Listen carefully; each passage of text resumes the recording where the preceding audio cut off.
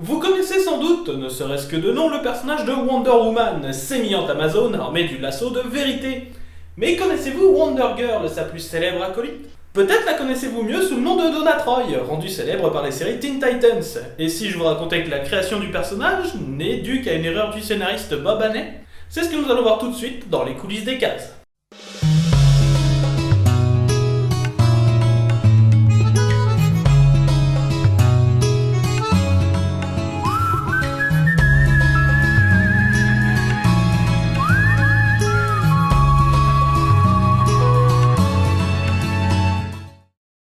Peut-être avez-vous déjà entendu parler de The Brave and the Bold, le titre de DC Comics où les team-up les plus farfelus pouvaient voir le jour, comme ceux entre Starman et Black Canary ou encore Flash et le Spectre. Sans doute même le connaissez-vous pour sa série télévisée récente que j'apprécie tout particulièrement. Eh bien c'est dans les pages de ce comics qu'a eu lieu la naissance réelle de Wonder Girl.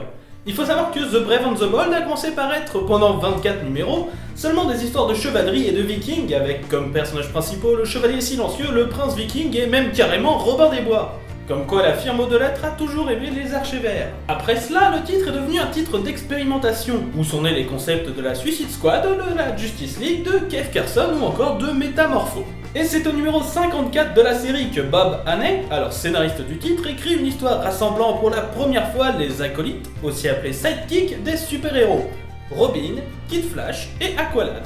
L'histoire plut à beaucoup de personnes, alors Bob Haney décide de créer pour le numéro 60 de The Brave and the Bold une nouvelle histoire avec ses personnages, si possible cette fois en leur donnant un nom d'équipe et une présence féminine. Le nom de l'équipe sera les Teen Titans et la nouvelle venue s'appelle Wonder Girl. Petit souci, mais de taille, Wonder Girl n'existe pas. Ou plutôt si, elle existe, elle apparaît dans plusieurs comics, mais il s'agit alors que du personnage de Wonder Woman dans son adolescence, tout comme à la base Superboy n'est que Superman quand il est enfant. C'est qu'il existe à cette époque 3 versions de Wonder Woman selon les âges de sa vie.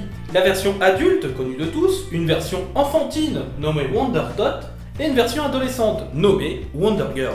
Le personnage existe donc bel et bien, mais ce n'est qu'une jeune Wonder Woman en devenir, pas du tout un personnage à part entière. Or, Bob Haney, en voyant Wonder Woman interagir avec les différentes versions d'elle-même sur certaines couvertures de l'époque, va s'imaginer donc que l'Amazon possède elle aussi une acolyte et que ce serait parfait pour les Teen Titans. C'est ainsi qu'il créa donc un nouveau personnage, Wonder Girl alias Donna Troy, qui sortait littéralement de nulle part. Il fallut donc donner par la suite une histoire et une origine au personnage, mais cela fut très laborieux, vu que ce personnage devait s'intégrer en même temps aux histoires des Teen Titans, mais aussi à la mythologie de Wonder Woman. C'est ainsi que Donna Troy obtint ce qui est sans doute la backstory la plus compliquée de toute l'histoire des comics, mais il m'est assez impossible d'en parler en détail ici tant le sujet est vaste. Qui sait, peut-être que je me pencherai plus en détail sur le sujet un jour. En attendant, vous savez désormais que même en créant un personnage par erreur, celui-ci peut quand même être apprécié et devenir fondamental pour certains. Voilà pourquoi nous en parlons dans les coulisses des cases.